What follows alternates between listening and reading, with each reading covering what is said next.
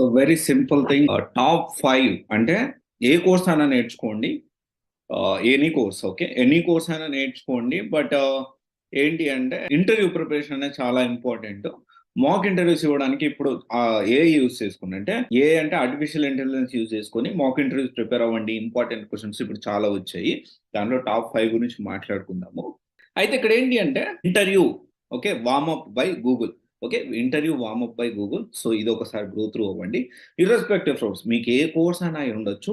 మీరు ఏ కోర్స్ నేర్చుకున్నా కానీ దీంట్లో మీరు మాక్ ఇంటర్వ్యూ అనేది ఇవ్వచ్చు.